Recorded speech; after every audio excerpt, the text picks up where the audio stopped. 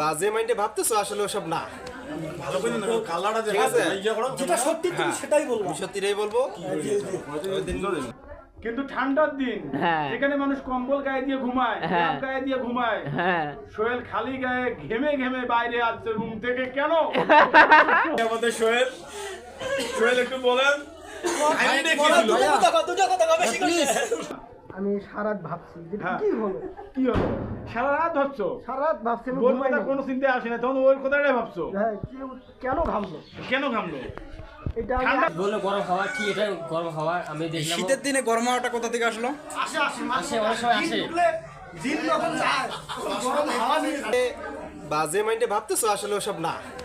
ভালো করে না কালারটা ঠিক আছে, যেটা সত্যি তুমি সেটাই বলবো। আমি সত্যিটাই বলবো।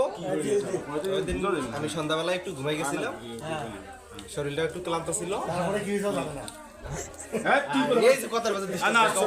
তারপরে কাহিনীও জানে না, আমার মনে পড়তেছে। আচ্ছা, আগে মাছ দিলে অনুভূতি নিয়ে আবা। আগে মাছ দিলে কাছে শুনো। মাছ দিলে বলো।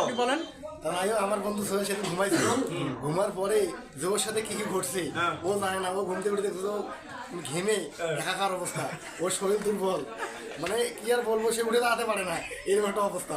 কারণ সে কিন্তু কিছু জানে না, ও ঘুমাচ্ছে এই অবস্থা হয়ে গেছে। অনেক টাকার পরে সে ক্লান্ত হওয়ার কারণে উঠতে পারেনি। আচ্ছা যাই হোক, নজরুলের অনুভূতিটা আমরা শুনতে পেরেছি। এখানে আর কি এখন বলবো, আগে আমার সোহেল বন্ধু বলো। তো অলরেডি বলেই দিছে। হ্যাঁ এখন তুমি বলো, মানে কাহিনীটা কি ছিল? এখন তুমি বলো, ওরও তো অন্য অনুভূতি। আমার সাথে যাই হয়েছে ঘুমের করে হয়ে গেছে, আমি কিছু বলতেও পারি না। তাই ঘামলা দিয়ে গরম জিন গেছিল, এই জন্য ঘেমে এই অবস্থা হয়েছে। যেহেতু আর বলতে পারে না, ঘুমাইছিল, আর যা করার জিন থাকতে পারে ওদের পাশাপাশি, অনেক জিন আছে। আসলে বাদ বাকি এটা কি ঘরের জিন? হ্যাঁ ঘরে ঘরের জিন, এই জিনটা তো গরম ছিল। ঘরের জিন এটা। আমি ব্যাচেলার মানুষ, এই রাত্রে বেলায় ঘামলাম কেন? তুমি বেসলা সুষ্ঠু তদন্ত চাই আমি।